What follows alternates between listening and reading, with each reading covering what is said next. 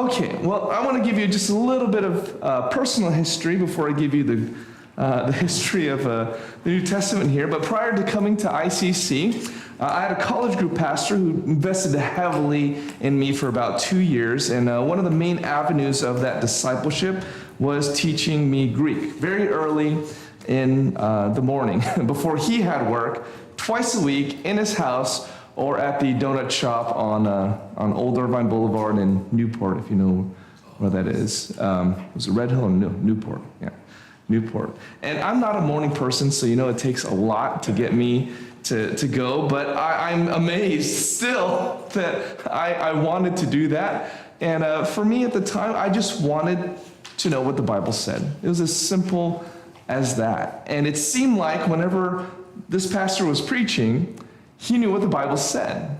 And for him, one of the ways he got there was through studying the text in the original languages. So I managed to study and learn Greek in addition to my other college studies.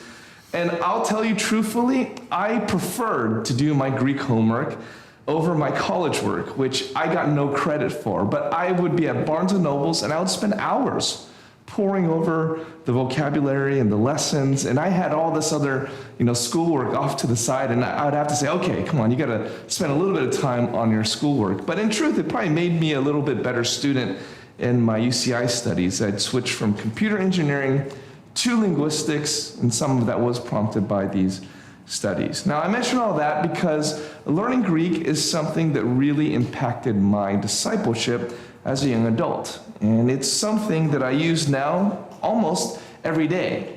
And in comparison to the things that I learned at UCI, what can I say that I use every day from the studies at UCI, right? But this, which I just learned in my own free time, I do use literally every day. Now, I know not everyone that's taking this class is necessarily aiming to be a pastor, but I am very confident that you will experience a rich reward in taking the time to learn at least some of the aspects and basics of Koine/biblical Greek. Now, the goal is to learn the language, yes, but even more so to open up a whole realm of tools to enrich your own personal studies, or if you lead Bible studies or anything like that. You will gain a new vocabulary, not only of Greek words, but grammatical connections and ideas that will open up, again, a whole vista of commentaries and resources. So I think you will see that there are treasures hidden in participles and verb tenses, and your English will get better, or whatever your native home language is.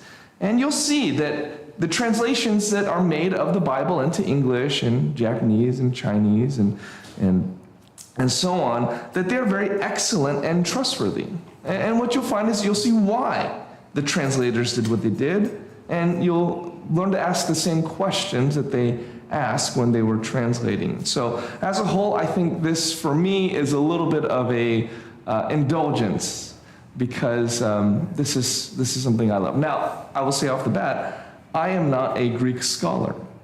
For the most part, I have a 2-year experience at seminary. Well, frankly, 1 year's experience at seminary because I had a year I did at home. I skipped my first year of seminary by taking this class with my mentor. So, and using the tools and resources in preparing messages. But I'm by no means a Greek scholar, and if I don't know the answer to a question, I will tell you so. I won't make anything up. Okay.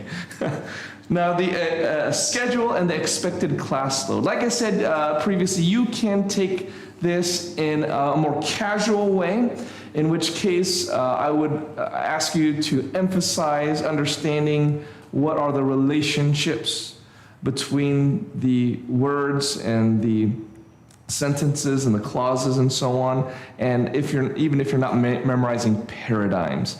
And you can do it that way, and I think you can still find it valuable and enriching. To be honest with you, in my Bible software, if I just hover my mouse over a Greek word, it'll tell me all of the parsings and all of the gender case number and all those things. I don't have to go look it up or try to remember from a Greek that I learned 25 years ago. It's fairly straightforward, but you need to know what a participle is. You need to know what the genitive case is about, and that's where you need to kind of listen, maybe take notes. On the other hand, if you do want to be a little bit more intense, here's how that track goes. It's going to be not much more except holding your feet to the fire a little bit. Within the text, and this is the text we'll be using, David Allen Black, Learn to Read New Testament Greek. At the end of each chapter will be a list of exercises, and really that doesn't start until chapter 3. But once you hit chapter 3, there are exercises, and there's an answer key in the back, so you can self-correct.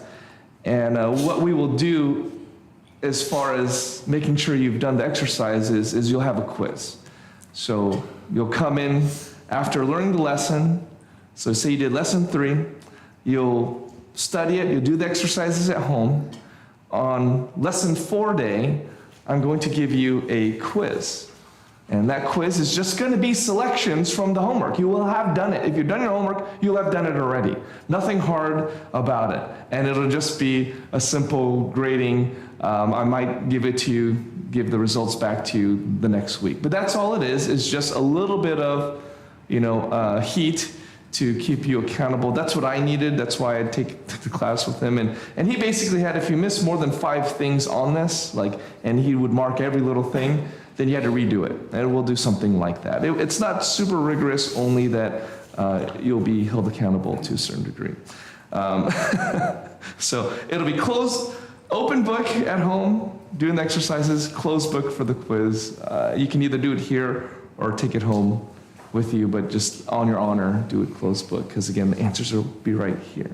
Okay, all right.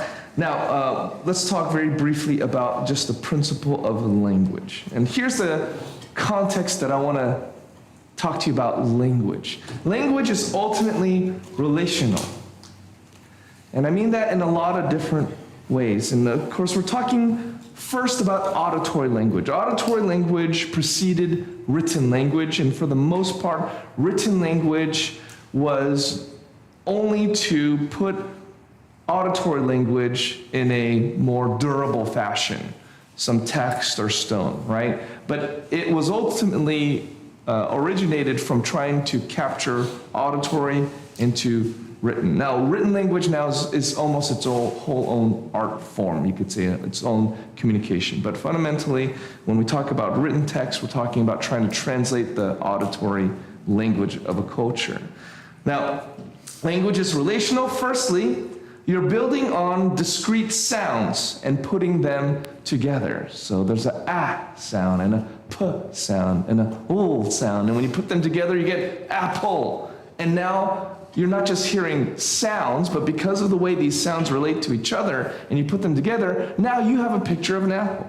Now you know I'm talking about an apple. Isn't that an amazing thing? That through these just noises, I can transfer a thought from my head to yours. That's relational too. Now, I should say that what humans do is different than when animals make sounds. Because when animals make sounds, they are not using discrete units of information to create words. And words which will then make up sentences, and sentences making up clauses, and so on. The different sounds which make up different words are unique to humanity. When you think about it, we can make words for nearly anything, and we do. I could go on a whole thing about language being one of almost the ways that God has imprinted his image upon us. But maybe another way to put this is that animals do communicate, but we create when we communicate. And that's a vast difference. Now, another thing about this relational aspect between even the sounds is that they follow rules. There's a relationship between the sounds and, when written, the letters. For example, it's funny that a Spanish-speaking person will have a hard time saying the word Spanish. Do you know that? A Spanish-speaking person cannot say Spanish well, because according to the rules of their language, the sounds of words, you cannot start a word with a consonant. So you have to have a vowel at the beginning. So how do you say Spanish in Spanish? It's español.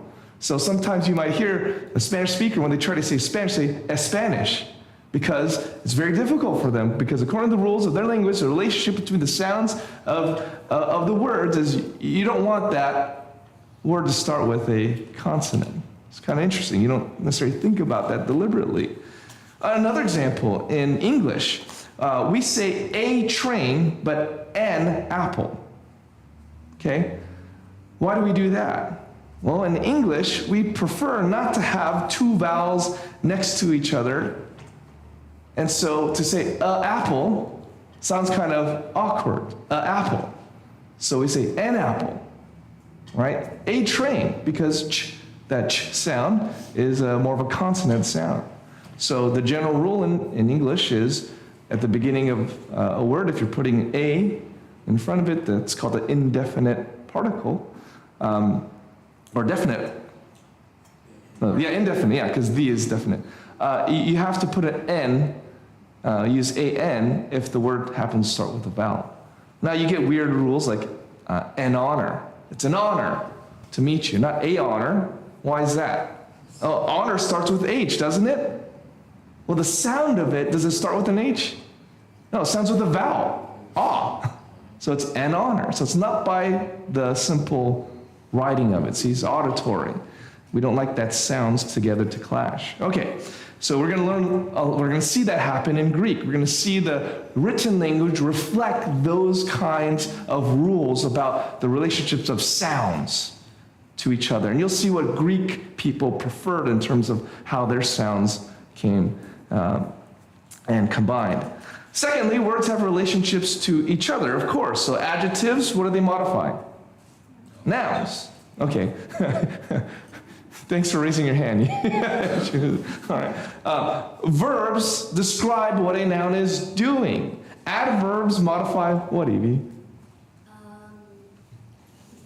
What do adverbs modify? It's known as a helping verb, like be and, but, if, what? An adverb? An adverb is a word that modifies a verb. Like an adjective modifies a noun, right? Adverb modifies a verb. So when you put words when you put these kind of words together, you have a relationship between the words even. This is going to be a big deal because that's more explicit in the way the word even looks. So if you're familiar with Spanish, it's got a very heavily paradigmatic system of verbs. So you have first person plural, first person singular, second person plural, second person singular, third person plural, third person singular, if you remember that. Greek adds to that it has different cases for the nouns. So you're going to have nominative, genitive, dative, accusative cases. And all of those will have relationships to each other. What about when you have a nominative with a genitive, and what if you have a present tense, participle, and it's going to make a difference. All of those different things, and you will learn all these paradigms. Please learn all the paradigms. And as you combine these words together, you get styles. There's, in English, you would say there's a kind of a news reporter style of language and speaking. And that has to do with word choices. That has to do how simple or complicated you combine those words. You have rapping versus, business lingo. You might, when you put words that start with the same letter or sound together, that's called alliteration. So you might do that stylistically, just to put words of the same sound together. And all of these things are choices we make about the relationship words have to each other and how best to communicate an idea. Let's say this also. In English, you understand this word order: the dog chased the cat. But you wouldn't say the dog the cat chased, unless you're Yoda or you're being poetic. Now you understand what I mean by that, but that would sound weird or unusual, and it's telling that we can understand that, but we also know that it's speaking incorrectly. But Korean is actually subject, object, verb. You would say the dog the cat chased. So that's the default sort of sentence structure. Greek is different than that. Greek is verb, subject, object. So the verb is up front, and then you have the subject of the verb, and then you have the object of the verb, and that's their default style of creating a sentence. And a lot of, and any variation of that would be stylistic or emphatic. So maybe Peter likes to start instead with the subject. And so you'd need to know that, versus John, who might not do that. So when he does do that, he really means it for emphasis and not style. That's what happens when you start to get into the text more. You start to see, oh, John likes to do this. John has a very simple style. Paul can have a very complicated style. Peter is maybe somewhere in between. There's a difference between 1 Peter and 2 Peter, the kind of diction and grammar, such that people said there's no way that 2 Peter could have been written by Peter, not the Peter of 1 Peter. The Greek is too different. It's almost too sophisticated. See, does a man not learn and grow? Does he not, as he's been pastoring and speaking and sharing his life and experiences and growing, doesn't your vocabulary, your diction, your grammar change? And so you'll see that, and you'll start to see, okay, this is how Paul likes to do it. And he didn't maybe do it this way, so maybe this is not just, maybe this is an emphatic choice, and not just Paul's style. So those are questions that translators kind of come across. Now lastly, you put these words together in relationship to each other, and that creates sentences, and sentences communicate ideas. One of, again, the most glorious facets about being made in the image of God, this is fundamental and basic to Christian theology, is that there is an ability to communicate from one mind to another truth. Otherwise, this whole enterprise is shut down. Because unless we can truly know what the mind of God is, how can we live? How can we understand our purpose and the meaning to creation unless we believe that there is a way for truth to be communicated from one mind to another, let alone from God's mind to ours, creator to creature, but also to one another, creature to creature. As words become sentences that communicate ideas, we pass on information, things about who I am, and what I think, and what I want. And that's a miracle. You should think it's a miracle every time that you communicate to another person. And just see how much an atheist cannot defy and deny God without standing on the miracle of language and the capability to communicate an idea from one mind to another. It's foolishness. And so in this case, of course, we're saying that we can ultimately understand the mind of God. And for that reason, we don't want to be trite about learning Greek as if a few weeks of study suddenly makes someone an expert of theology. What studying Greek will do is help us formulate the right questions and have access to more tools to find the right answers. So what I heard a lot in seminary was a little Greek is a dangerous thing. You get a little Greek and you just start thinking you can whip out, all of these absolute statements. Well, this tense means once for all, sacrifice done, completed, and we're talking about the aorist tense. In that case, that's not what the aorist tense means. This is stuff first-year Greek students do because they're excited to start reading the New Testament into an original language. But get ahead of myself here. For homework, if you'd like, this is optional. If you want to understand the history of how we got Koine Greek, you can grab one of these. This is from J. Gresham Machen's Greek grammar, beginning Greek grammar, and it's just 6 pages of the history of Koine Greek. It's really interesting to me.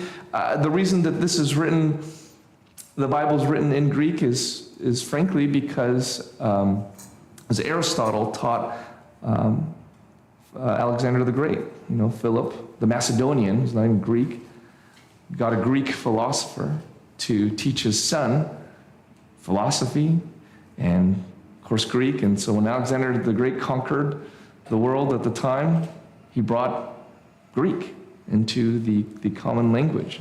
And when the Romans conquered, they had a philosophy. They said, everyone's speaking Greek, let them speak Greek.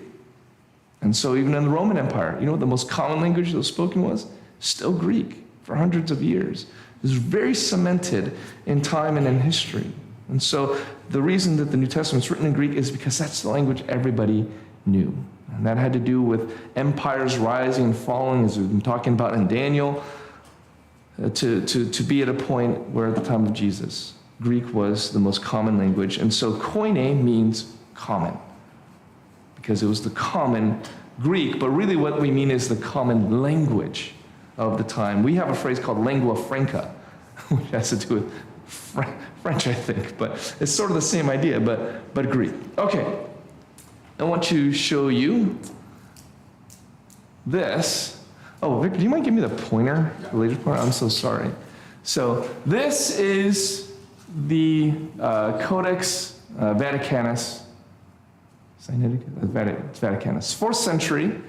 And this is Luke chapter 1, verse 1, starting in the upper left there. Now, if you look at your sheet with the alphabet on it, you will see, kind of roughly speaking, some of the letters there. Okay, here's a pi, and here's a epsilon, pi, epsilon, iota. The triangle, you look here for the triangle, that's a delta. So this is written all in capital letters. It's called the majuscule. When it's written all lowercase, it's called the minuscule. So minuscule makes more sense than majuscule, but as soon as you're minuscule, I get it, majuscule. Okay, now what do you notice about the text, besides it being in all capital letters? What observation? Huh?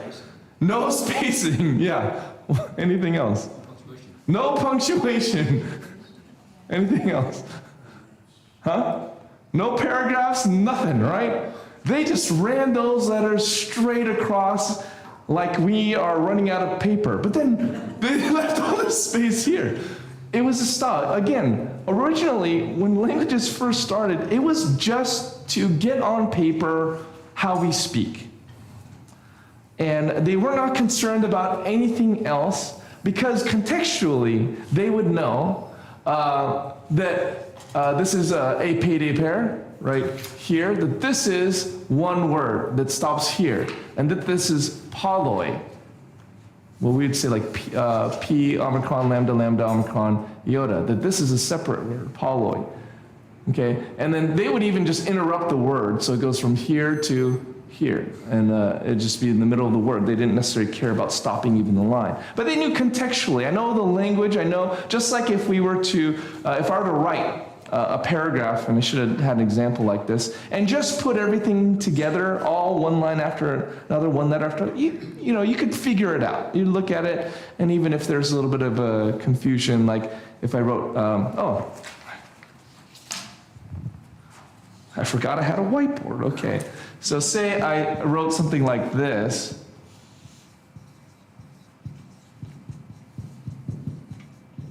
Okay, all run it on, right? Now you can clearly determine the words. If you're a native English speaker, I should say, right?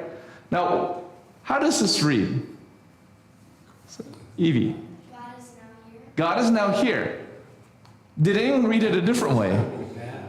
How did you read it? God is nowhere. God is nowhere, right?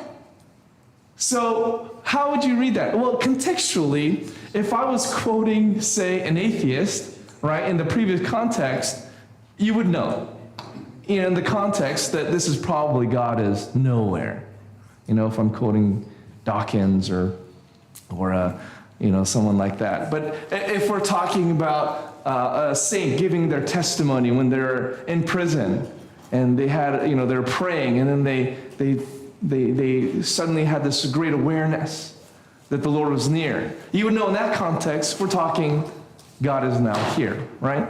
So that is some of the issue that this kind of method of writing created. But if you're a native speaker, it was not a problem, really, because you could tell by context. It would come much more naturally to them, right? But you guys do raise an interesting point that was not lost as Christianity spread and as they were bringing the gospel to more places, they did realize, maybe we should make this easier to read. Now you're saying, I don't know if that's easier to read. This is a little bit of cursive, but this also is the Gospel of Luke. Now you can tell this is more, it's either 10th or 11th century, so we'll talk like 600 plus years later, 700 years later, and now you've got ornate sorts of chapter headings like we do in our Bibles.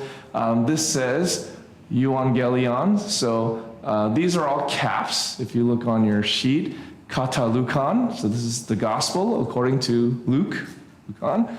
And here you have now they started making the first letter very fancy, right? I forgot what that was called. Is any art history, guys? I forgot what it's called when they highlight the first letter. It's on the tip. Drop case. Huh? Drop case, right? Drop case?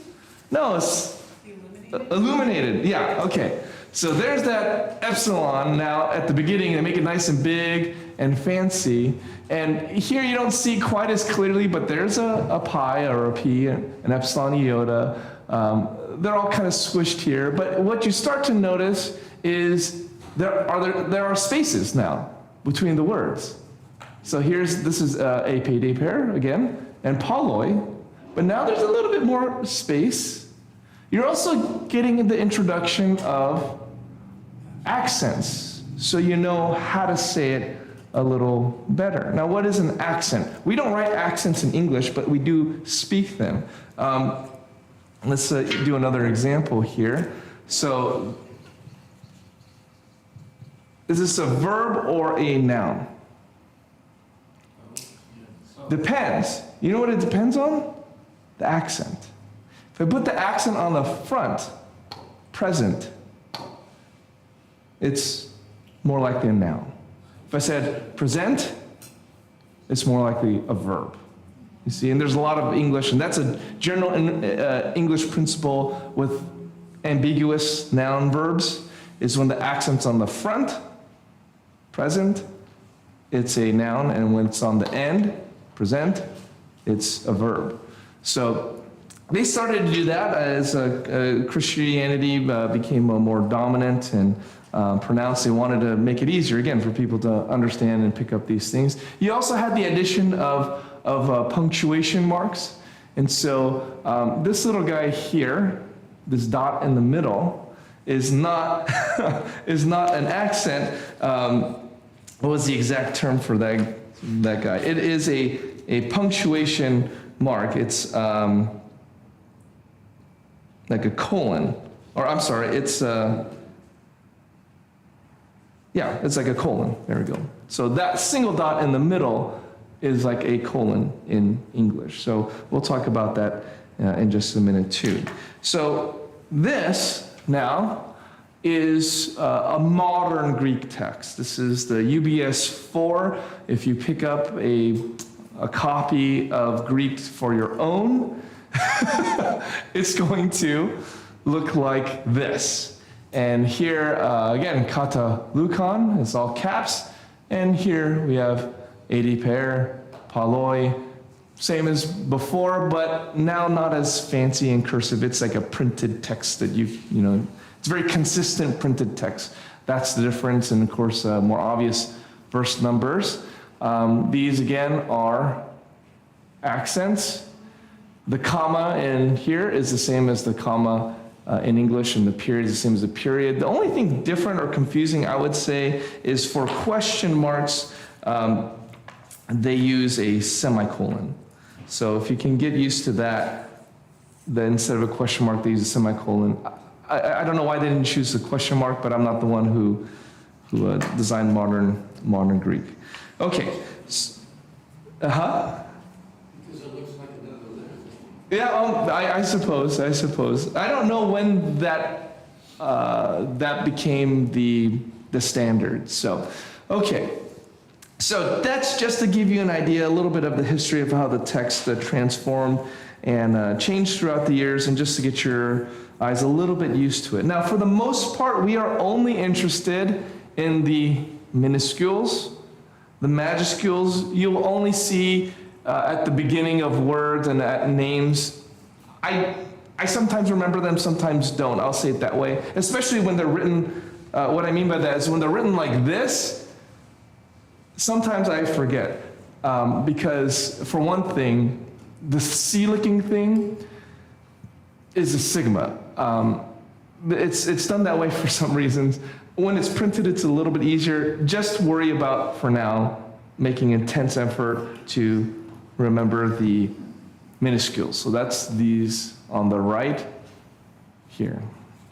Today, the goal is going to be, for the most part, to familiarize ourselves with the sound of the Greek alphabet, to associate these letters with those sounds, and possibly be able to read through a passage of the text that you can practice at home. So let's go through the alphabet. Now, we're going to do this, and we're going to sing this right now a few times to the alphabet song.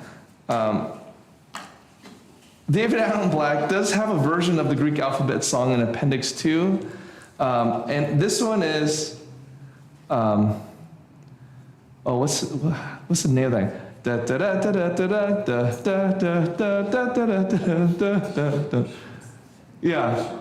Yeah, something, right? I totally am forgetting. Here it just says American folk tune, but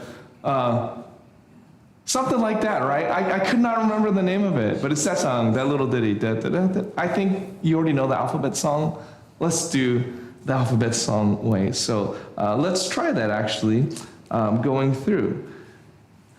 Alpha, beta, gamma, delta, epsilon, zeta, eta, theta, iota, kappa, lambda, mu, nu, xi, omicron, pi. What happened? Sorry. There you go. Rho, sigma, tau, upsilon, phi, chi, psi, omega. All right, so that's the general tune. Let me make a few comments and we'll do it again. For the most part, these are sounds that are familiar to you in the English language. The difficult ones are perhaps the key, because it should have more of the sound like Bach, or chemists, you don't get that more throaty sound, but apparently it had more of that throaty sound. You can just say like a k, like kappa if you want. But one of the advantages of how we're pronouncing this, because there's modern Greek, there's actual Koine Greek, and there's what we're doing now, which is from Erasmian Greek, is more or less we're pronouncing each of these with a distinct sound. Technically speaking, in Koine Greek and in modern Greek, the iota and the eta and even the upsilon, they're all pronounced E. The upsilon more so when it's by itself. So they would actually say the epsilon, eta, iota. So we're helping ourselves out by saying, let's make it sound different, okay? So eta, A, iota, E or I, E. And then upsilon, which is U or just stick with U for now. This one is not a word or a letter that we have in English, ps. We would never think to start a word with ps. But you know how many words in English written start with ps? A lot. Like psychology, right? And psycho, I guess. Where do we get those words from? We got them from Greek. And because in English, the rule is we don't like having those two consonant sounds at the beginning of the word. We'll have it at the end, like taps. But we don't like it at the beginning. What did English decide to do? Make the P silent. Same with like night, like K-N-I-G-H-T, night. That used to be more pronounced. So in Germanic language, knackt, knackt or knickta or whatever it was. But in English, as it evolved through time, said, we don't like those two sounds coming together. Just get rid of the first one. So we see we have that, like Spanish and Espanol, you don't like the word starting with a vowel. It's like the same, we don't like the word starting with two consonants like that are so close in sound, so just get rid of them. But it's okay when it's like standard, like ST, that's okay. But TS, it's weird. So anyway, you'll find idiosyncrasies like that came from other languages where we borrowed their words and said, but we don't like this part of it, it's got to conform to our rules about language and words. So omega is always going to be an O sound. So let's run through this one more time, and then I'll give a few more comments about the words, but we just want to get this in our head, get the song in your head. This is a link to this exact song, so you can practice at home. But if you figure this out now, then you can just sing it in the car, and in the shower, and anytime you have a free moment, okay? So, alpha, beta, gamma, delta, epsilon, zeta, eta, theta, iota, kappa, lambda, mu, nu, xi, omicron, p, rho, sigma, tau, upsilon, phi, chi, psi, omega. Okay, I think what would be helpful for you is to figure out which one of these you think might give you some trouble and practice those. Because is anyone having problems with alpha or beta? Okay. Now, It makes me hungry. yeah. Now, I'll make a quick note here, all right? This is a history of language thing. History of written language is likely the first written language was created in the Semitic regions or the Canaanite regions. In other words, actually where the Hebrews were. So there are some theories that the Hebrews created the first written language. That is a theory that's out there. It's got some legs to it. Now, why do I like that? Well, because of the Bible. Like the Hebrews were a literary people from very early on. So it kind of makes sense if, maybe they're very invested. If they didn't start it, they're definitely invested in it. That language group created the first written language, and a lot of those start with Aleph, Bet, like Hebrew. This is Aleph, this is Bet. So they have an Aleph, Bet, not an alphabet. But where did the alphabet come from? It came from here. Now this is called an Abjad alphabet because it doesn't have any vowels. So a consonant-only alphabet is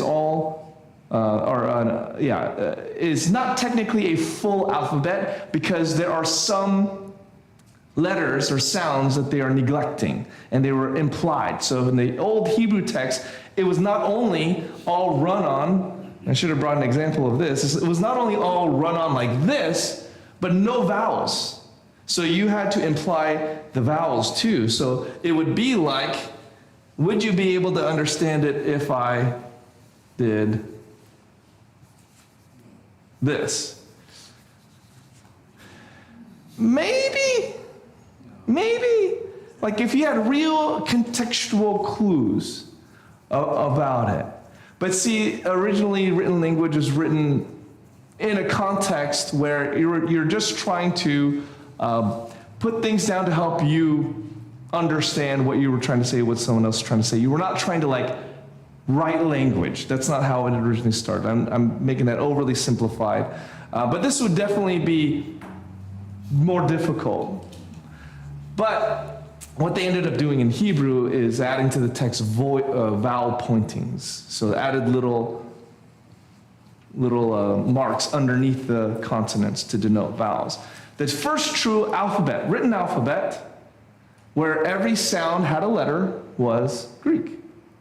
And because the first two letters, alpha, beta, which again, it came from the same origins, those Proto-Canaanite origins, that they also have they had an Aleph, Bet, but they called it by that time alpha, beta, and we stole it. And we didn't steal it. It just the Romans took it for Latin, and then so on and so on through history. You have many alphabets, Western nations that have an alphabet. Okay, so a little bit of history there. Back to what I was saying. Identify the ones that are going to be difficult. There's two reasons some of these letters are going to be difficult. One will be because you've never seen them, and the other will be because they look like a different letter. So alpha, beta, you're probably okay with. Gamma even, I mean, depending how you write your G's, it's got the little dangly part at the bottom. Maybe you can get away with that. Delta, in the capital, if you know, an engineer, you know what a delta is, but it kind of looks like a D, right? Epsilon's a gimme. You got that. But zeta, it kind of looks a little different than what we know. It maybe even looks like a C, right? So that's where you're going to get a little bit of trouble, is when it looks like another letter. Now, zeta is distinguished by being kind of long. It's got a curly Q at the top and a dangly bit at the bottom. Those are technical terms, okay? Curly Q at the top, dangly bit at the bottom. You're going to have to remember that. It's not a C. It's not a C. It's a zeta. Here's another one that's a little bit tricky because it looks like another letter. What does eta look like? It looks like an N in the minuscule and the majuscule. What does that look like? H. You know, you're not doing me any favors here. Oh, by the way, one thing that might help though is that in the capital, zeta looks like a Z. And this one, if you squint your eyes a little bit, kind of looks like a Z, like the curly Q, right? Like this, right? A little bit. So maybe if that helps. Eta's a tough one. You're going to have to brute force. You're going to so many times you're going to look at this and you're going to think an N sound. But again, eta is distinguished by having a dangly bit. All right, N with a dangly bit is eta. Somehow you got to convert that knowledge into this letter sound, eta. Okay, theta. Hopefully you've encountered this letter before. Maybe you're in a sorority or fraternity or something. Theta, hopefully not too hard, but it's the one, the circle with the line to it. It might be confused for an O. All right, moving on. Iota, another gimme. Okay. Just no dot. All right, kappa, another gimme, just straight across. We obviously, borrowed this from, English borrowed this from Greek. Mu in the majuscule, you know it. In the minuscule, what's the problem there? Looks like a U. Why did we do this to ourselves, in English? Why did we change? Well, it's because they already had a U, the upsilon. That's going to be a give me. So when it has the dangly bit in the front, now it's just a matter of practice and visualizing it, okay? But dangly bit in the front, that's mu. Dangly bit in the back, that's an eta. Curly Q at the top, dangly bit at the bottom, that's zeta. All right, nu, majuscule, easy. What's the problem here? Looks just like a V, okay? That one you are gonna mess up, I'm gonna mess up. We're gonna read it and we're gonna make a V sound. You should be making a N sound, but you just have to mark it as a special one to memorize. There's not really tricks about it. It's just this is an N sound. As you see it more, it'll make more sense. You'll get it. Xi is a fun one because it has curly Q, loop-de-loop, and a dangly bit. Okay, again, technical terms here. It kind of looks like a cursive E. Okay, I'm not sure again why they did things the way they did, and I haven't studied the history of the orthography of these things. But this is in my opinion, like the most complicated letter. And it's a X sound. So if there's any way to kind of associate the most complicated looking letter with the X sound, please do so, okay? The X. In the majuscule, it's like an alien letter. This will get me every time. Like, what is that letter? It's just the one that doesn't look like any other Greek letter. You'd be like, okay, that's Xi. Again, you don't necessarily need to know it, but here, the loopity-loop, or what's it? No, curly Q, loop-de-loop, dangly bit, all right? Omicron, that's a gimme. All right, row. This is another one that's going to screw you up. What does it look like? Man. No. Sorry. Okay, note it. You know, just circle it or some way to distinguish. Okay, these are the ones that don't look like, don't sound like what I am used to. But it is a R sound. There's no R. Now, maybe, you know, later on they decided to distinguish it, like say in English, this is a guess now. Let's just take off this little bit, you know, like just. There's no what? You went right to Oh. Oh. Thank you. Thank you for pointing that out. I don't know what happened there. That is my mistake. No, you're not crazy. I had to, so compared to the sheet that you have, okay, I had to put it, you know, landscape. And so we lost the letter. Thank you for pointing that out. Here. Except the bottom, what is the pronunciation of she says P? Yeah. P or I? So, P if you want, yeah, you're used to saying pi, either way is fine to pronounce the letter. Yeah, either way to pronounce it. We're very used to saying pi, so go ahead and say pi. You can sing it that way too. It doesn't necessarily matter like the name of it, but thank you for pointing that out. I didn't realize I'd lost a letter. You know what it probably is like down here on my, you know, on my document, you know, so thank you. And this is kind of a gimme, right? Because you guys are used to pi, I hope, or have used that mathematically. Actually, in engineering and math, they just stole all of these letters. Sigma is the next one. Now, you notice that there's two versions of it. The one on the right looks a little bit more familiar, right? Like an S, that's a dangly bit below the line. And then you have this one, which is more like, sorry, like an O with a little bit of a brim on it. The reason is because when sigma is at the end of a word, it takes this one. It looks like the S that maybe we're more familiar with. When it's anywhere else, it looks like this one. So do note that this is called sigma final. And it maybe can be confused with this guy because of the dangly bit, but again, no curly Q. So sigma final is the dangly bit, no curly Q.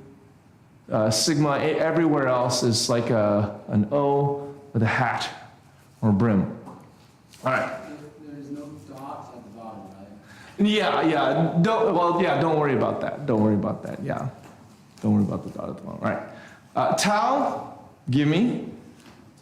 Upsilon, also a gimme in the minuscule, and the majuscule kind of looks like a Y, but there is no Y in Greek, so you don't have to worry about that. Now, what's interesting is we have so many Greek words that have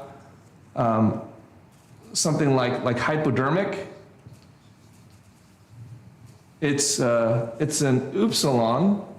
I'm sorry. But in English, for whatever reason, we did turn a lot of the U's into Y's. So hyper, also another one. So I don't know if that's related at all to the fact that it looks kind of like a Y, but we, in English, turned a lot of the U's into Y's from Greek. Just an interesting facet there. Okay, phi. That's a unique one, so that one's probably one you need to set aside, but it's like theta on its side, right?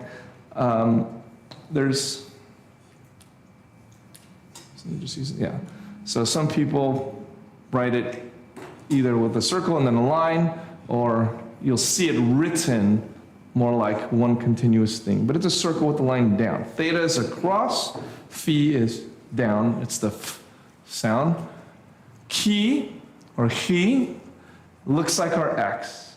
Now, the bottom part of the legs, they are below the line. They are technically two dangly bits that go down. So if you're riding it, they would go down. I don't necessarily care as much about writing, but you got to find a way to write in a consistent manner. It shows you in the book how to do that, but it's not a big deal. It just has to be legible, because at some point you will be writing some of this stuff. It needs to be legible, and it shows you in the book how to get started writing. All right. C is also a weird one you probably haven't encountered. It's like a trident, though, visually. C, so maybe to think Poseidon, Poseidon with this trident there might help. And that's, if you're writing it, it's basically a U with the line goes below. It's a technically... Lowercase, is that below the line? Yes, this part is. Yeah. So it's in the handout you have, when he shows the writing part, you'll see which parts go below the line, what I'm calling the dangly bit. You'll see that more obviously. And then omega, another troublesome one, because what's it look like? W. Yeah. And then the omega sign, maybe you've seen it, because when you see things like alpha and omega, you know, like a poster or something, you've probably seen this guy. So that's the same line. Why do they say alpha and omega? Now you know. It's like our saying A to Z. Alpha and omega are the two beginning and end letters of the Greek alphabet. So omega looks like a W. Mark that somehow. I lost my... Okay, let's sing it again. One more time. Alpha, beta, gamma, delta, epsilon, zeta, eta, theta, iota, kappa, lambda, mu, nu, xi, omicron, pi, rho, sigma, tau, upsilon, phi, chi, psi, omega. Great. You have a little bit of an idea of the Greek alphabet here. Again, a lot of overlap, a lot of confusion, because you got some letters that look like other letters. Again, if it helps you to categorize them like this, to figure out which words you need to kind of work on, or which letters, is make ones, okay, these ones are totally new to me. And then these ones, I'm gonna have to re-scramble my brain a little bit so that I can make it look, translate a little bit differently, that this, this is not a V, it's an N. There's no V sound in Greek. Maybe the beta actually had a V sound, or a V sound. So this actually might have had kind of a V sound, but there's no like explicit V sound in Greek or V letters. So if that helps any, anyway. So we need to practice this. You need to practice this. Practice it a lot at home, okay? All right, let's take a 5-minute break, and then we'll come back and we'll get into a few more things related to the pronunciation and alphabet, and then maybe try to read John 1 here at the end of it. So yeah, take a 5-minute break, go to the bathroom and do what you need to do. If you have any questions, let me know.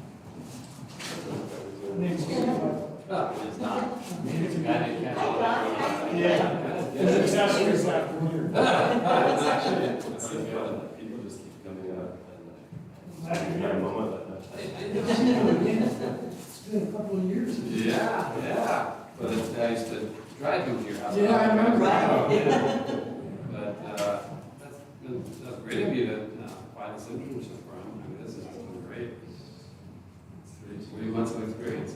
Yeah, 2 months is gonna go by too fast.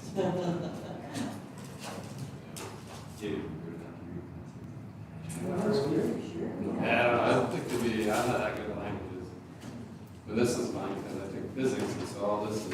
Oh, well, Of it. engineers, so Yeah, that stuff is easy. Yeah. What's the rest of it? So when I look at it, I say, oh, okay, that's the angle. Yeah. Exactly.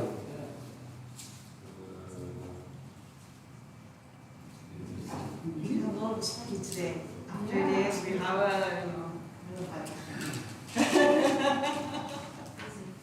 yeah, my brain cannot keep up. And then you have your practice. Yes.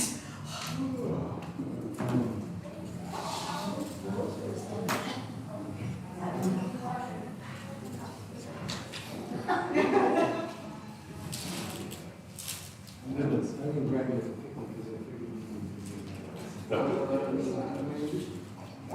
figured you don't get to see me. Yeah, it's under.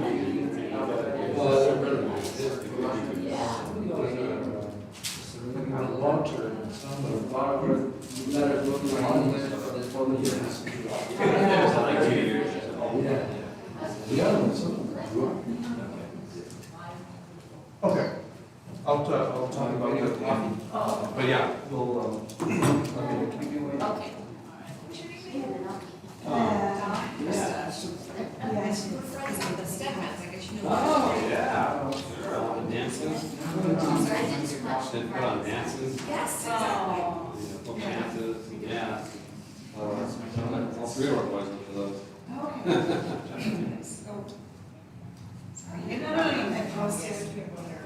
Yeah, I gotta wake up. You know the step.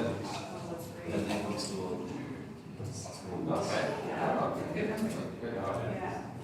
Our kids are the same age as 2 years. Okay. So you're the youngest one. I am. Yeah, my friend is a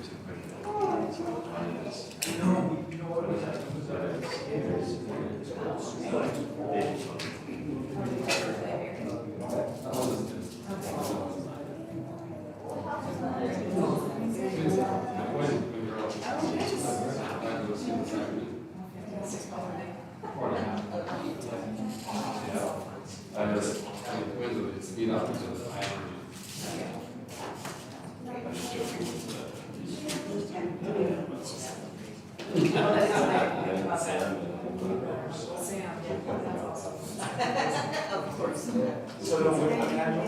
You study a lot. You always study. How many Bible study you're doing a week? I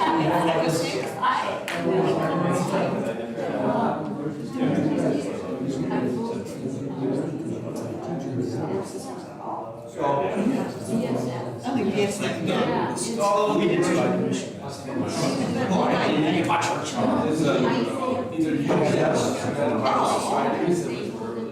Or Nestle Alarm. Nice to meet you.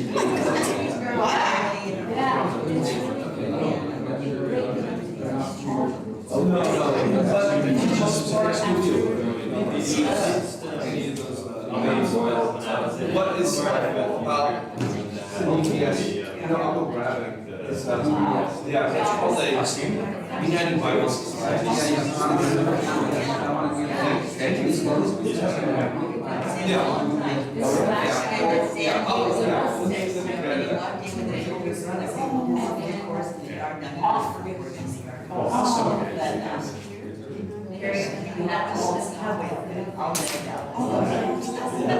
It's standard issue, right?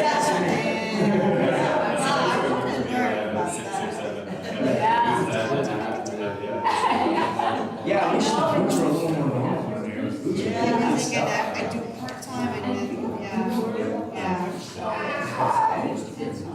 Because summertime, my orchestra is also break, so summertime I can do it. And then I go off to, I understand that many people go to trip and vacation. No, I mean, and for the longest time, it didn't really occur to me. This one's perfect for me because I just started. Yes, oh, I can do it, yeah. Yeah.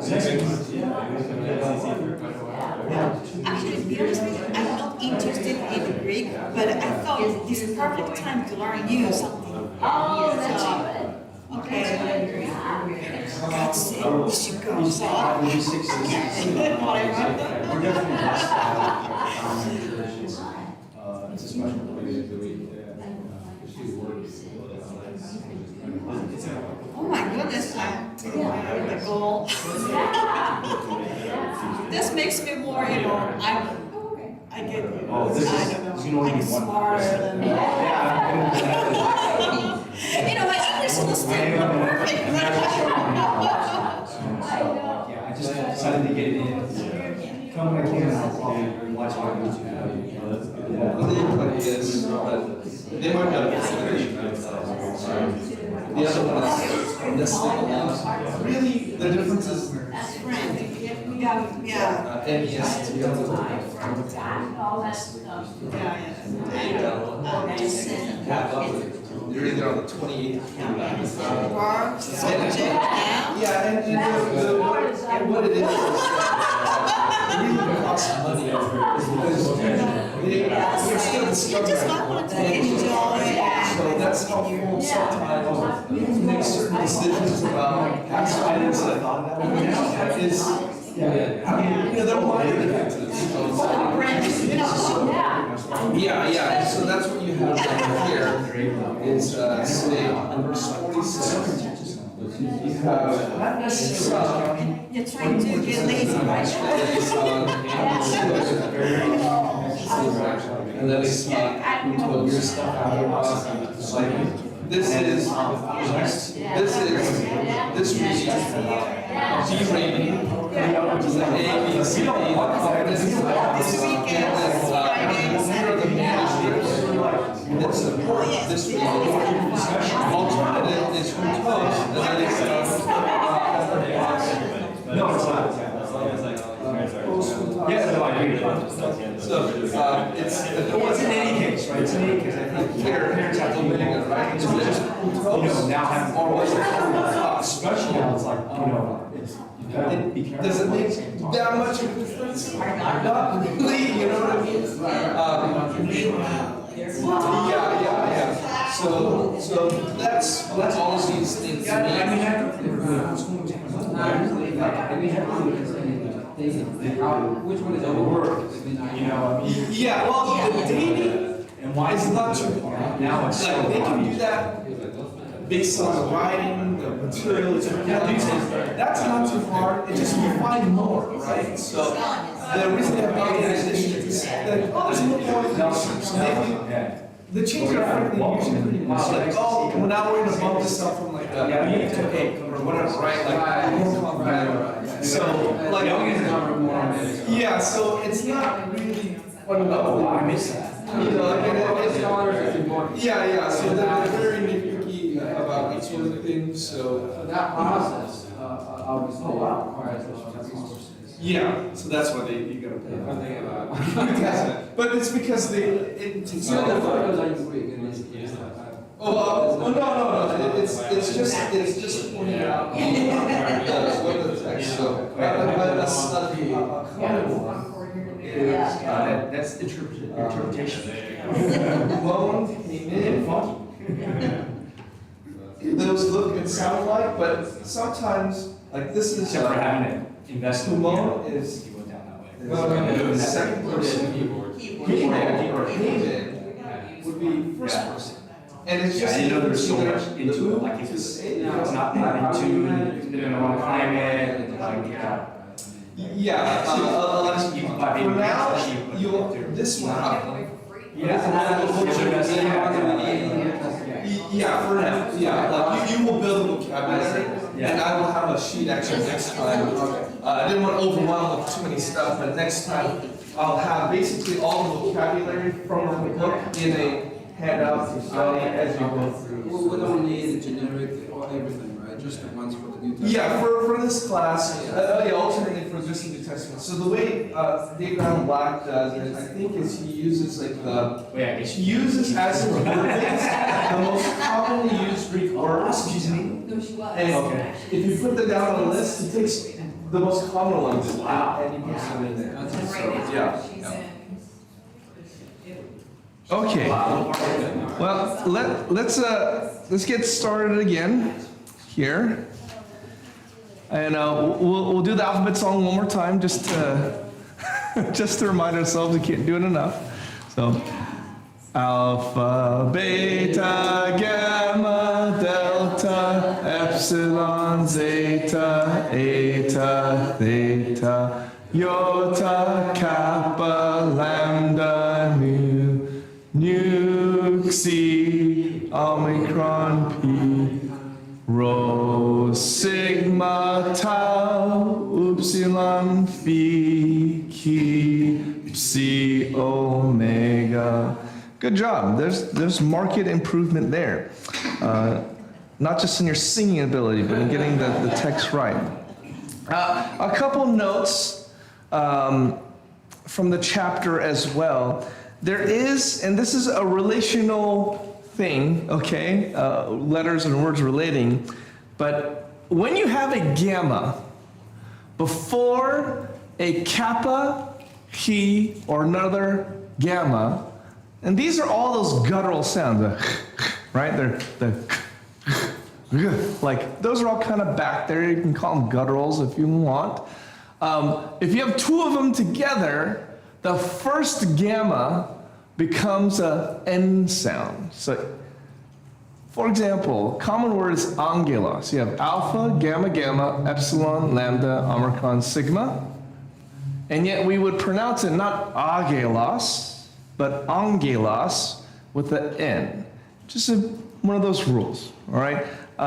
You will most commonly see it with the two gammas together, although sometimes in this context as well. When you run into it, you run into it. Again, this is a spoken thing.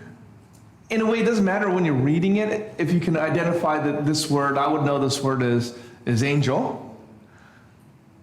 But I would also know that, okay, in English, we pronounce it angel and not angel. So, and of course, we turned this hard like G, G sound, to a J, like a softer sound, angel. But that's a rule, okay, in Greek. Also, in Greek, you have what are called diphthongs. We have them in English too. It's just when two vowels come together, they make a new vowel sound. It happens all the time in English. You'll notice them here. Actually, it's very similar. Almost all of them have a correspondence in English, so you don't even have to worry about it except to identify the letters, in which case all these Greek letters, they look like the English ones. So this should be a gimme. When you have the letters A or alpha and iota together, you get, like in English, I'll, when you have A and I together. When you have epsilon iota together, it's like in English when you have a E and an I together in ate and freight and weight. When you have omicron iota together in Greek, you have what happens like in English, oil, the OI sound. So this should be pretty intuitive, right? I mean, thank you for making it easy for us. Upsilon iota, it's we, like in sweet. This you'll see a lot in the word huios, which is sun. It'll be upsilon iota omicron sigma, huios. Alpha upsilon is like in our English Faust. Excuse me. Epsilon upsilon, like in feud, feud. And then omicron upsilon is soup. Now, you realize in English, there's a lot of variations of the OU sound, right? Because it could be soup, it could be bought, it could be out, right? In Greek, it only is one-to-one, okay? One-to-one. You don't have to worry about, but in English, sometimes you got ow for AU, but then sometimes it's like taught. Don't worry about that. It's always going to be this one, yeah? So, yeah. Because sometimes epsilon iota in English is E. And actually, in modern Greek, it's E, when you have epsilon iota together. So, one-to-one, yeah? Another thing that is important to know is we'll talk accents and breathing marks. Okay, accents and breathing marks. The accents, I didn't notice it. It underlined all the, this is a Microsoft Word, so didn't like the Greek, so I should have turned that off. But okay, so the accents are these loopy lines over some of the vowels. It's always going to be over vowels, by the way.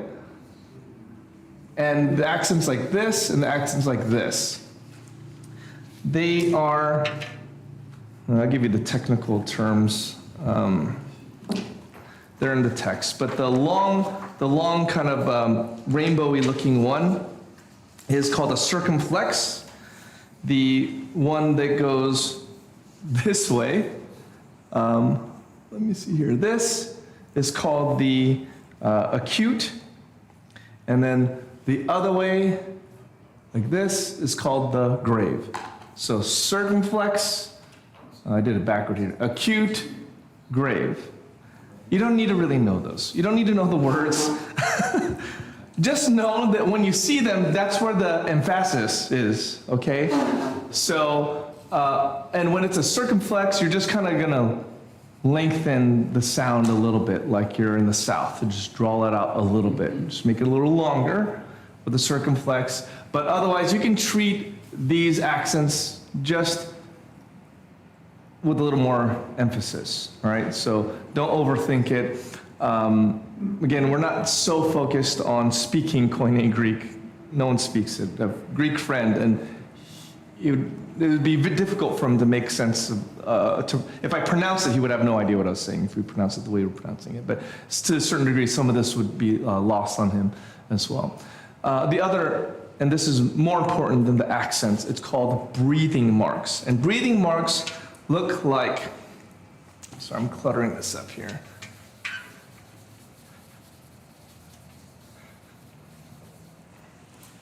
Breathing marks look like this and like this. They look like apostrophes, one going one way, the normal way, we would say, like when we're doing a word with a contraction, like can't.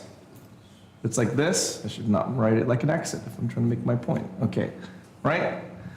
And this way is just the other side of it. Now this is called a smooth breathing mark, and this is called a rough breathing mark. Smooth and rough. The beginning of every word that has a vowel, if any word has a vowel in Greek, it is going to have a breathing mark in front of it. If it's smooth, if it's like an apostrophe, you can ignore it. Pretend like it doesn't exist. However, if it has a rough breathing mark going the other way, you pronounce it like an H is there. So remember when I said this word hypodermic, right? Hypo is a prefix. It means under in Greek. But if you were to write it in Greek, you would write it like this with a rough breathing mark over it. When you pronounced it, you would pronounce it hupa, not upa, hupa. But there's no H, right, in the Greek alphabet. There's no H sound. So this is how they denote an H sound. So nearly every English word that has, that comes from Greek, that has an H in front of it, almost for sure, actually, it's because of this guy right here. Because there's no H sound. So nearly every Greek word that comes into English that has an H in front of it, that's why. It's a rough breathing mark. So you see it like here with the circumflex accent over it. You see it here, this little guy. So, but you notice every single one, and notice in the diphthong where there's two, it's over the second one. But every Greek word that that has a vowel in the front of it will have either a rough or smooth breathing mark that needs to be pronounced. It will help you. So, have you ever heard the term hoi polloi? Like the hoi polloi of society or something like that? It's Greek, right? The hoi there is like our version of the. And it looks like an omicron and an iota. And it has a little rough breathing mark. So when you write it, you don't need to worry about accents when you are writing, but you do need to put breathing marks for sure when you are writing it to make sure you get that. So this is hoi. Yes? Yes, the smoother one, you said you could ignore it, so what purpose is it? I know. So really, I guess they just wanted to make sure. Again, I don't know who created like these like apparatuses, like critical. No, it's not critical apparatus, but like the accent like apparatus, and they just maybe just to make sure. Let's have one that denotes that there is no rough breathing marks, so that if you see nothing, you're like, well, did they forget, or did they miss it? Like, well, just be sure.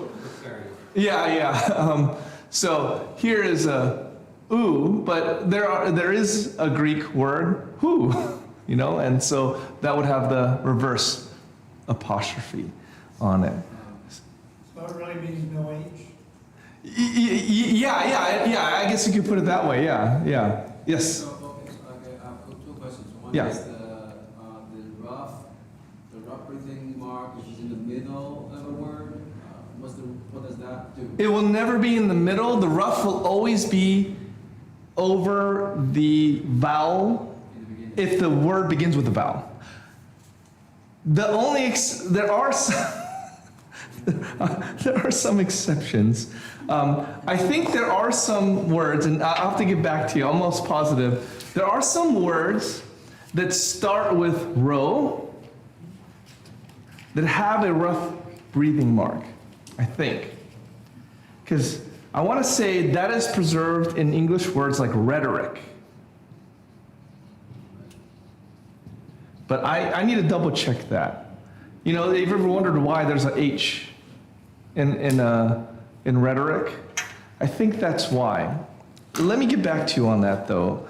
Does he mention that here?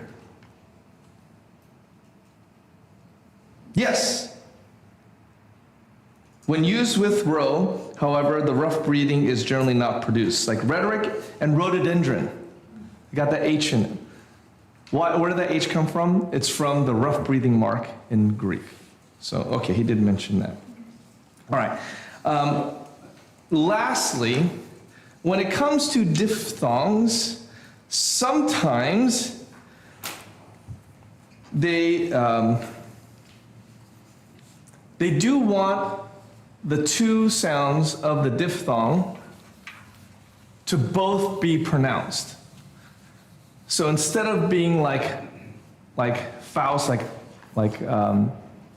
one sound, ow, if they wanted it to be pronounced like Faust, something like that, they would use what's called a diaeresis. And this is all in the book, it's in the handout that you have, but that's spelled like diaeresis. Diaeresis. How do you mean by umlaut? The two dots. Oh, yeah, I guess so. Yeah. The way it looks would be like, let me see, I think the example they use here is Isaiah. But now I can't find it.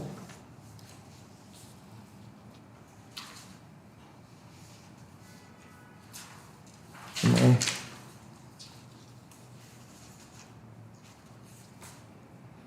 Am I going crazy here? Oh, there it is. Okay.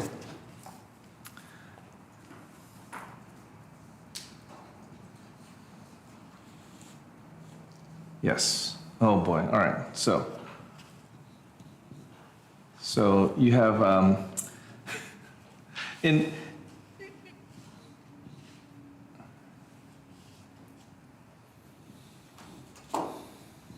okay. So this is, remember the H is eta. So and we would typically want to say that this I, psi, os, right? Because you have a diphthong here, I, psi, os. But they put this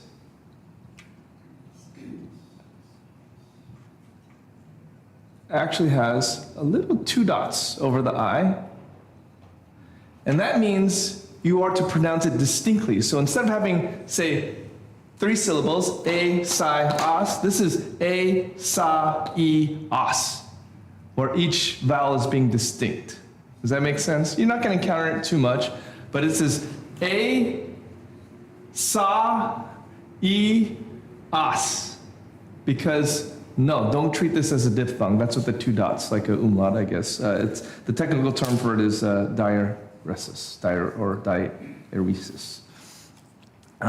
One other comment is what we will call iota subscript. That there are times when eta, iota, and omega, and these are sometimes called long vowels,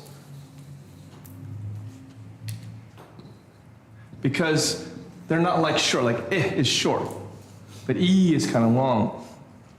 That when you combine them with an iota, and we'll get to reasons why you'd combine them, they put the iota down here, just just tuck in the nook of it, and this is called iota subscript. It's not pronounced. Sometimes called the improper diphthong. So it's not like this is I and this is A or OE or anything like that. It's just A, O, like normal. But because of the way it works when they were combining letters, they wanted to preserve that there's an iota there. So it's called the iota subscript. It has no difference in pronunciation. You just note it. Visually, it will help you to know what's going on with that word. But it's not pronounced. So you will see it say, I should probably be using the one on here, but here you see a little iota subscript, and here you see a little iota subscript, and here you see when it's little covered by the squiggles here, but they don't change the pronunciation of it. Okay, so here, I'll try to, I should have been annotating it on here. So the minuscule sigma letter. So you have it here. With the iota at the bottom, looks like? Yeah, That is an iota. yeah, it's an iota subscript, a writing below. So it's a little bit hard to see, but I've circled them. You can kind of tell there's a little iota. Doesn't change the pronunciation. It's going to help visually to know what's happening with that word. It'll make more sense later, but just to note that. So, okay. So most of what I just told you has no impact on pronunciation. Okay, it's a visual marker only. The accents, the rough breathing mark, and the smooth, except for the rough, is the h sound. And the diaeresis, which I don't think this has any of those anyway. So let's take a stab at pronouncing this. Now, I would say look at the sheet that you have, because I should have got rid of those squiggles.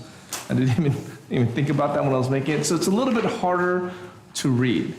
But I will read through it once myself, and then you try to follow along the next time, okay? So, just looking. Where are you in this? It's like the last page. It's in the last page. I think so. Or if not the last page, yeah, it's the last page. There's a text in Greek. It's exercises D. You see that?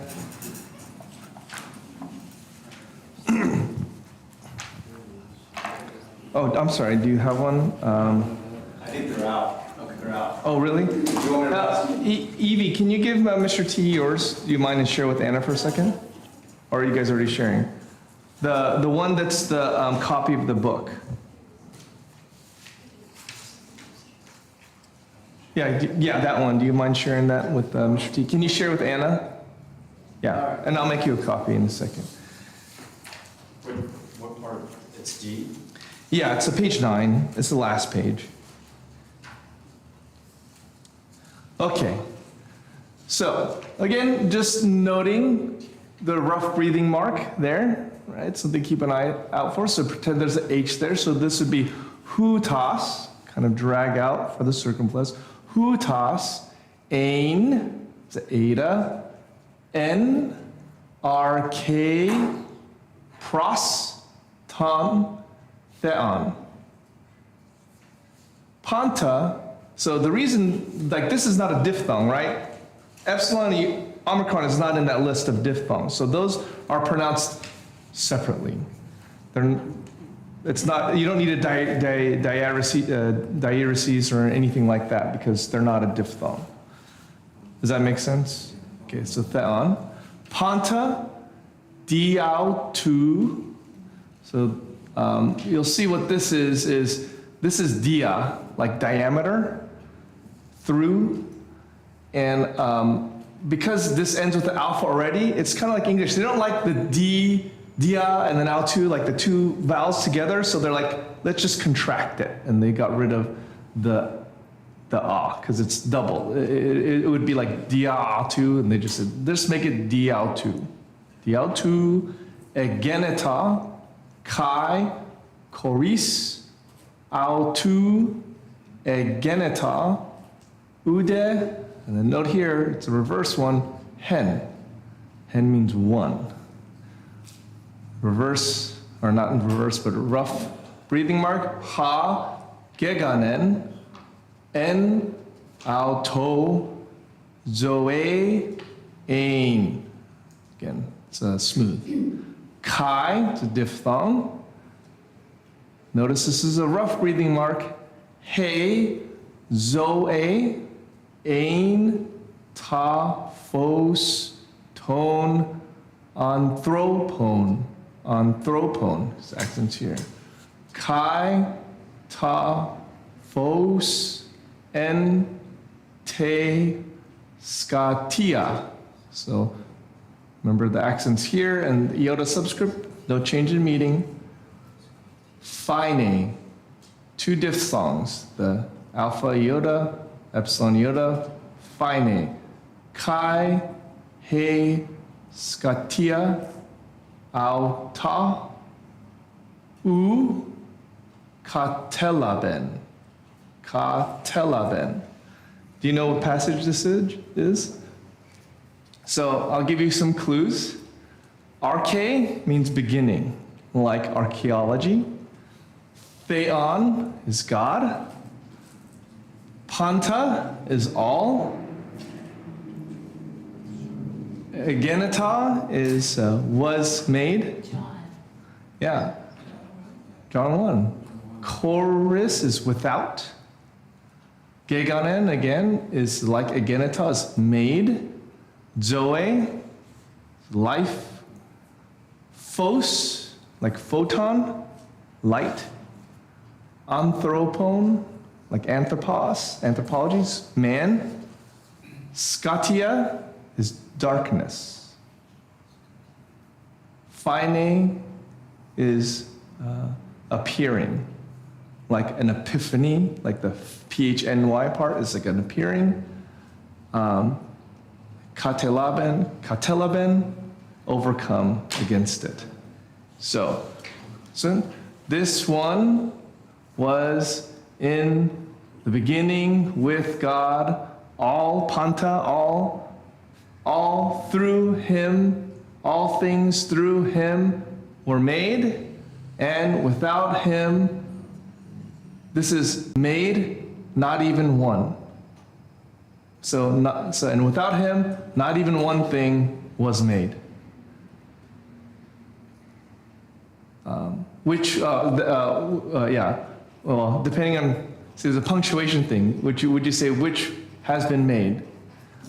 So some would say that this goes with this. Not even, without him, not one thing was made which was made.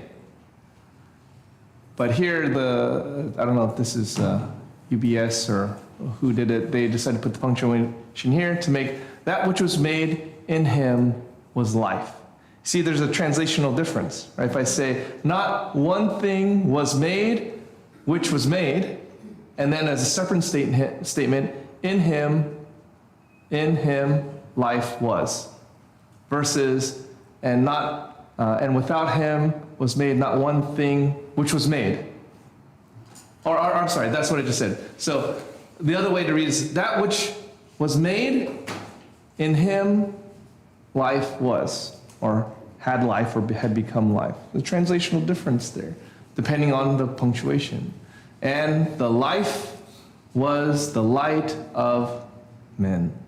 And the light in the darkness shone or shines. And the darkness, him not overcome. In the darkness, we would say, has not overcome him. So you see kind of a word order. This is a reverse word order, where usually it's in Greek, verb, subject, object. Here it's subject, object, verb. So there's probably an emphasis there. Okay, let's try reading it together. We'll go slow. Note. Let me, What's the rule of capitalization? Do they use all lowercase or all uppercase? They never capitalize one letter? so they only capitalize like names. Name. Yeah. Because it's very confusing because the gamma and epsilon is the minuscule, they're the same word, same letter, like look the same. Which one? Y, the Y shape. Let me see. Like this, ageniton, Minuscule, gamma, and majuscule. and the majuscule epsilon. Yeah. It's the same. It's much bigger though. You'll see it's much bigger. Yeah. So, okay, let's try. We'll go slow, word by word, and we'll try to work through this a little bit. So, hutas, ein, en, RK. Remember, this is a rho and a ch sound. RK. Pros, ton, theon. Theon, yeah. Panta, diautu. Yeah. Now this should be easy. Egeneta. Yeah. Kai. This and is the quickest word you'll learn that you didn't already know. Kai. Remember, choris, autu, egeneta, ude. Remember here, hen. Remember the breathing mark? Ha, geganen. En, auto, zoe. Remember, this is the A sound, the Z sound, zoe, aim. The V is a N. You will see that a lot of words end with that new, and so you'll get familiar with the sound because you know it's not a V, and you'll get very accustomed to thinking a lot of Greek words end with new. As it gets here, it's an ending, it's a common ending as well. All right. Kai, note the rough breathing. He, zoe, ain, ta, it's a phi, phos, looks like an S, tone,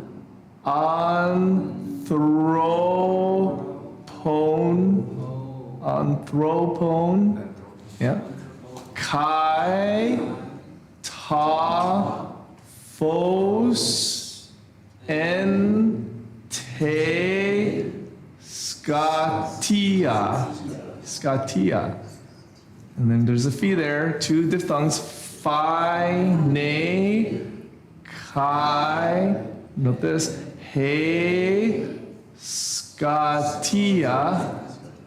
Auta. Just Katelaben. Katelaben. Does anyone want to try? Just muddle through it. I mean, really, there's just a few letters, right? This guy's kind of messing up. But see how often a word ends with this nu. And you just start thinking, n. This is ton, the, an, n. This is, this is a ain. And then you get used to this, the N-looking thing being an A. That's the biggest one, all right? I will say, the toughest one for me, frankly, was the eta, the A sound for the eta, and the N, the nu sound for the V. On Yes. the O, Yes. you let, on the second line. Yes.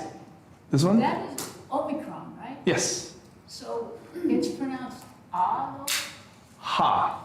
Ha. Yeah, because it's a rough breathing word. Because of Yeah. Yeah.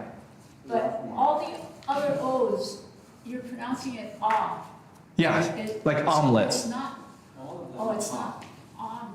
Yeah, okay. Because so I think in modern Greek it is O actually, but because omega is O, we're just trying to help ourselves. Let's make them sound different. You know what I mean? So let's make the Omicron sound like an omelet, and let's make the O sound like O omega. Yeah, just to help ourselves. Yeah. Meaning of ha. Ha, it's like the. In this case, although it's I think it's an indefinite particle. So it'd be like who or which. It's a textual issue though, because in the original it would have just been Omicron, no rough breathing mark, nothing, right? So you'd have to kind of determine for yourself. But if you're a cryptologist, you start to look for patterns, common words and phrases. And so ta is the, but te is also the. But it has to match the ending. These are both in the dative case. We'll figure that out in a couple lessons. The dative case is known for the iota subscript. Almost any time you see this little guy down here, you know it's the dative case if it's on a noun. It's very helpful, the little iota subscript. So this is a definite article. This is a definite article. Ton is a definite article. So definite articles work a little bit differently in English or in Greek than they do in English, and we'll talk about that when we get there. Okay, we do have a list of, just to start wrapping up here, of vocabulary. The exercises is essentially learn this vocabulary list, practice the writing, and then practice reading this. You will know almost all of these words in English, or will have some equivalent. Apostolos, apostle. Soma, body, like somatic.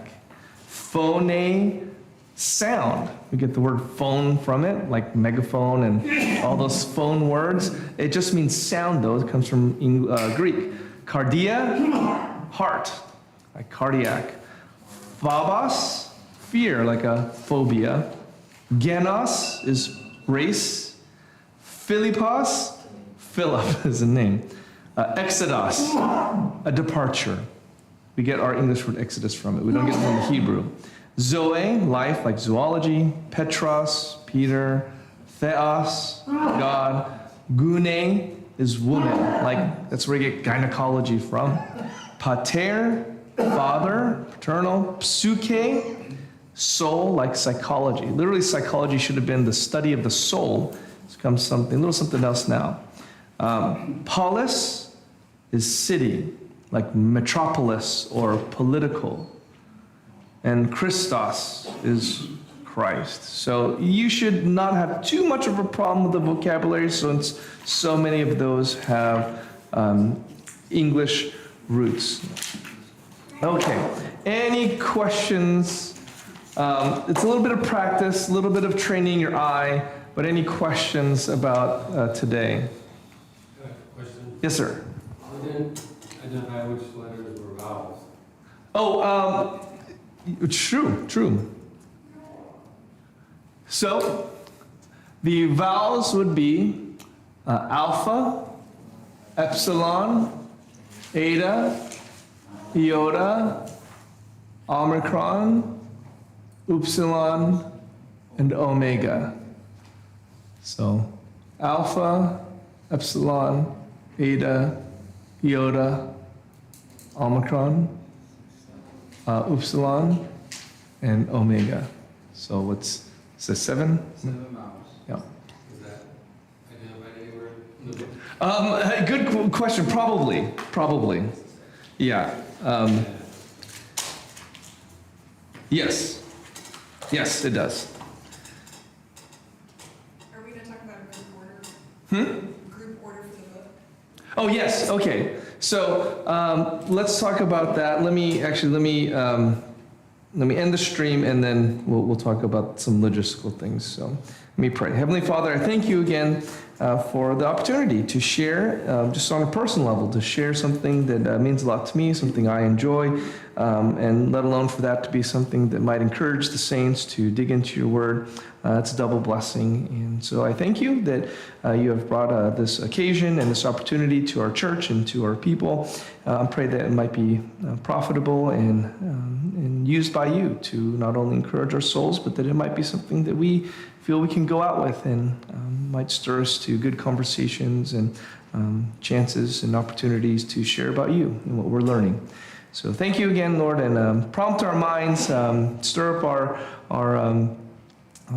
the engines of our learning, especially like me, if it's gotten a little rusty, and help us to really internalize and remember